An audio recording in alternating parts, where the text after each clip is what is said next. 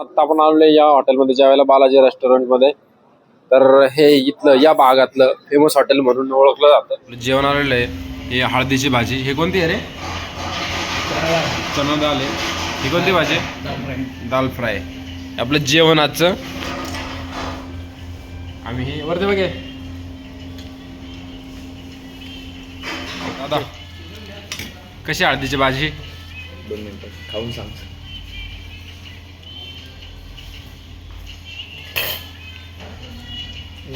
एक नंबर दर्जेदार प्युअर तुपातली भाजी. प्युअर तुपातली ही हळदीची भाजी ना. हां दादाचा रिव्ह्यू मस्त आहे. दादाचा रिव्ह्यू उत्तम. तूप असं जाणवतंय लगेच. एक नंबर दर्जेदार. आणि आत्ता मला अजून खायचं आहे. खातो मी पण. प्रॉपर तूप जाणवते. रोटी मस्त आहे. भाजी छान आहे.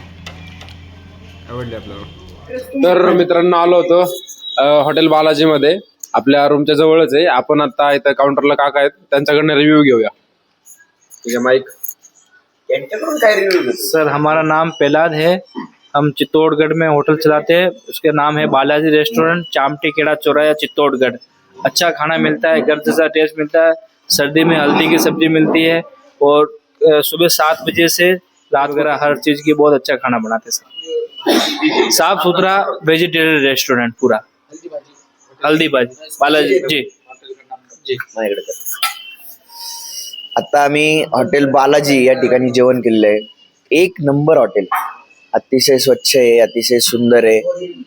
राणी पद्मिनी मॉल आहे इथं चौकात. त्या मॉल जवळ आले आणि कोणालाही विचारलं बालाजी रेस्टॉरंट कुठे आहे तर ते तुम्हाला नक्की सांगतील कुठे आहे. आणि इथं थंडीच्या काळात जर तुम्ही आले तर त्यांची हल्दीची भाजी आहे.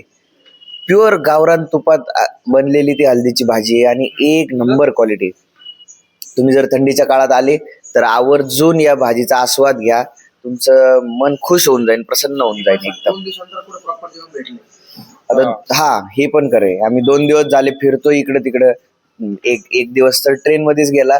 पण आजचा पण दिवस जो आहे तो दिवसभर आम्हाला खायला काही व्यवस्थित मिळालं नाही.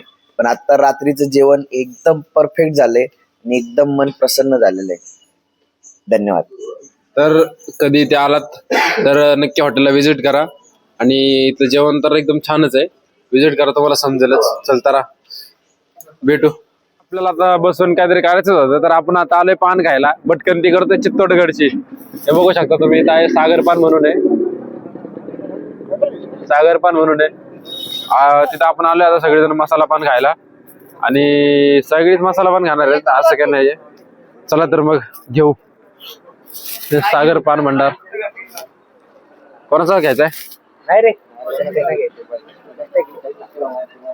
बघू शकता सागर पान भंडार.